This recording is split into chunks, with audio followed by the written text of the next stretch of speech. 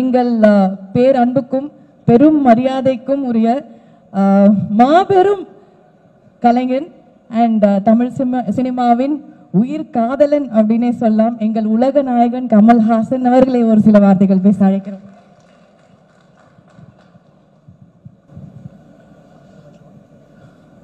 உயிரே உறவே தமிழே வணக்கம்.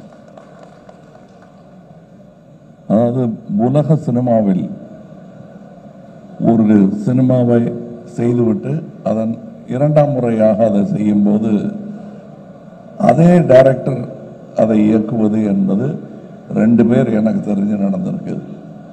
ஒருத்தர் செசில் பி டிமில், இன்னொருத்தர் ஹிச்காக்.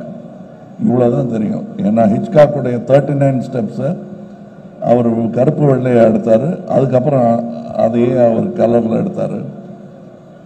அதே மாதிரி செசில் பி டிமில் 10 கமாண்ட்மெண்ட்ஸுங்கிற படத்தை கருப்பு வெள்ளையை எடுத்தார், திருப்பி அதே கலரில் எடுத்தார். இன்னி வரலும் அது பேசப்படுகிறது. அந்த வாய்ப்பெல்லாம் யாருக்குமே கிடைக்காது. இது சங்கர் அவர்களுக்கு கிடைத்திருக்கிறது. அவருக்கு கிடைத்ததனால் எனக்கும் கிடைத்திருக்கிறது. ஏன்னா PU சின்னப்பா அவர்கள் நடித்த அந்த உத்தமபுத்திரன்ல அதுக்கப்புறம் நடிகர்ல தான் நடித்தார். அவங்க இல்லை, நான் இருந்து இந்த 2ஆம் பாகத்தை பார்ப்பது, அதுவும் இந்த 2ஆம் பாகம் என்னும் ஒரு ஃபேஷன் வருவதற்கு முன்னாடி எடுத்துட்டு வந்தாங்க முதல் பாகத்தை. வேணா ஒரு தற்பெருமை ஒன்று நான் சொல்லிக்கலாம்.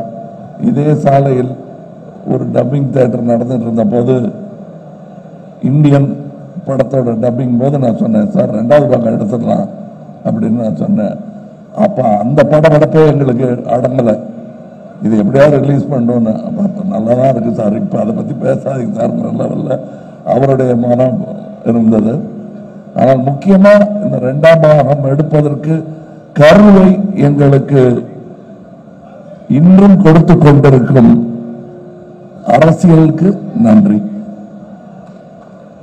ஏன்னா இந்த கரப்ஷன் இன்னும் அதிகமானதுனால தான் இந்தியன் தாத்தாவுடைய 2ஆம் வருகைக்கு ஒரு பெரிய அர்த்தமே இருக்கிறது உங்கள் மத்தியில். அந்த அவர்களுக்கும் இது நல்லவங்க கேட்டவங்க எல்லாருக்கும் நன்றி சொல்ற ஒரு விஷயம். இன்னும் சொல்ல போனா இருக்கிறவங்க இல்லாதவங்களுக்கு கூட நன்றி சொல்லணும். இந்த மேடையில் நான் ரொம்ப சந்தோஷமா ஒரு தலைமுறையுடன் நடித்து கொண்டிருக்கிறேன். நான் மதிக்கும் நல்ல நடிகர்கள், என் நண்பர்கள் இப்பொழுது எங்களுடன் இல்லை. அவங்களாம் இந்த வெற்றி விழாவில் பங்கெடுத்திருக்க வேண்டியவர்கள். மனோபாலா, நடுமுடி வேணும், விவேக் போன்றவர்கள். இந்த பக்கத்து ரோட்ல இப்பதான் முந்தானத்தை தான் எடுத்த மாதிரி இருக்கு விவேக்கோட சீன்ஸ்.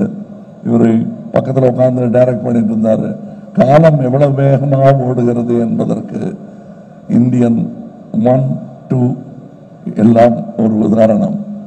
நாங்கள் திரும்பி பார்க்கறது கூட சங்கருங்கிற அந்த இளைஞர், அவர் நல்ல வேளை இன்னும் இளைஞராகவே இருக்காரு. நல்ல வேளை நான் தாத்தாவை போட்டதுனால வித்தியாசம் தெரியல. இன்னொரு முக்கியமான ஒரு இந்த மாதிரி மேடைகள்ல வழக்கமா 2 பேர் சண்டை போட்டு போவாங்க, மாற்று கருத்து இருக்கும். அது இல்லாம போயிடக்கூடாது இதுங்கிறதுக்காக நம்ம ரவிவர்மன் ஒன்று சொன்னாரு, சங்கர் சாரும் கமல் சாரும் நினைச்சாலே இது மாதிரி எடுக்க முடியாதுன்னு எடுத்திருக்கோம். அதான் இந்தியன் 3. இந்த மேடையில் அதை பேசக்கூடாது. ஸோ அவரையும் எதிர்த்து பேசிட்ட ஒரு சந்தோஷம் எனக்கு இருக்கு. அவருக்கு தான் சம்மந்தப்பட்டிருக்காரு. இதில் இருக்கிற எல்லாருக்கும் ஒவ்வொருத்தருக்கும் நான் நன்றி சொல்ல ஆரம்பிச்சேன்னா, நாங்கள் பாம்பே போகிறதா இருக்கோம் அடுத்த விழாவுக்கு. அது ரத்து செய்ய வேண்டியிருக்கும். இப்போ டைரக்டரே சொல்லிட்டாரு குணால் அவர்களை பற்றி. குணால் அவர்களை நான் சந்திச்சே 10 வருஷம் ஆச்சுன்னு சொன்னா 10 மேலேயே ஆயிடுச்சு. எனக்கே ஆச்சரியமா இருக்கு. விஸ்வரூபத்தும் போது நான் அவரை சந்தித்தேன், அதில் வேலை செஞ்சார்.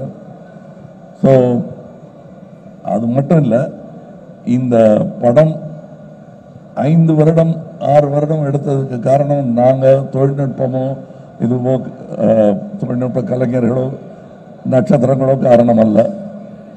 இயற்கை, கோவிட்லேருந்து விபத்துக்கள்லேருந்து பல விஷயங்கள் எங்களுக்கு இடையூறாக வந்தும் அதிலிருந்தெல்லாம் எங்களை மீட்டு தோளில் சுமந்து வந்த லைகா நிறுவனத்திற்கும் ரெட் ஜெயண்ட் நிறுவனத்திற்கும் என்றென்றும் இந்தியன் 2ம் 3ம் கடமைப்பட்டது.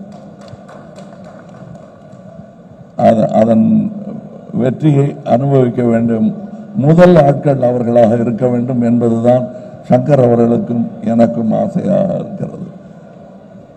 காரணம், அதை எடுத்து அது ஒரு ரசிகனாக ஏற்றெடுத்த உதயநிதி அவர்களுக்கும் நான் நன்றி சொல்றேன். ஏன்னா அவர் இதில் சம்பந்தப்பட்டது காரணமே அவர் இந்த படத்தையும் இதன் நடிகனையும் டைரக்டரையும் பெரிதாக ரசிக்கிறார் என்பதுதான் உண்மை. மற்றபடி இப்போ இங்கே பேசும்போது சித்தார்த் சொல்லிட்டாரு, அவர் தனியாக பேசும்போது மேடையில் மைக்கு கொடுத்து பேசுகிற மாதிரி தான் என்கிட்ட பேசுவார். அது சொன்னால் நம்ப மாட்டீங்க. இந்தியன் 3 வரட்டும், அப்புறம் வேணா கொஞ்சம் நம்பிக்கை வரும் உங்களுக்கு. நானே ஒரு கண்ணை சுருக்கி தான் பார்ப்பேன், நிஜமாவே என் மேலே இவ்வளோ பிரியம் இருக்குமான்னு. அந்த அளவுக்கு பிரியம் காட்டக்கூடியவர்கள் இங்கே இருக்கும் என் சகோதரர்களும் அப்படித்தான். இதில் இந்த 100%ன்னு சொன்னார் இல்லையா டைரக்டர், அது எப்படி 100% கொடுக்க முடியுங்கிறத கற்றுக்க வேண்டிய ஒரு அளவுக்கு மேலே கேட்டாங்கன்னா, சார் என்னால் முடிஞ்சது பண்ணியிருக்கேன் அப்படின்னு சொல்ல தோணும். அப்படி சொல்லாமல் இருக்கிறது எப்படிங்கிறது கற்றுக்கணும். ஏன்னா நான் எங்கே இருந்தாலும் நல்ல விஷயத்தை கற்றுக்குவேன் வெக்கப்படாமல். அதனால் தனியாக வந்து கேட்டு தெரிஞ்சுக்கிறேன். இங்கே இருக்கும் என்னுடைய நண்பர்கள் எல்லோருமே இந்த படத்தில் சம்பளம் வாங்கிட்டு நடித்த மாதிரியே எனக்கு தோணலை. சந்தோஷமாக நடித்தாங்க. அதுக்கு வாய்ப்பது மிகவும் கடினம். இதை இன்னும் 20 வருஷம் கழித்து சொல்லிக்கலாம், 25 வருஷம் கழித்து சொல்லிக்கலாம். நான் இன்றைய சொல்லிக் கொள்கிறேன். இந்த யாராவது நான் சொல்ல விட்டிருந்தேன்னா, இந்த படம் பல சாதனைகளை படைக்கும் என்று நம்பிக்கொண்டிருப்பதனால் அடுத்த விழாவில் விட்டதை பிடிச்சிருக்கலாம்னு நினைக்கிறேன் நான். மற்றபடி உங்களுக்கு நான் இதுவரை அமைதி காத்ததற்காகவும் இனி கொடுக்க போகும் உங்கள் பாராட்டு விமர்சனம் அனைத்திற்குமே நன்றி சொல்லி விடைபெறுகிறேன். ஜெய் ஹிந்த்.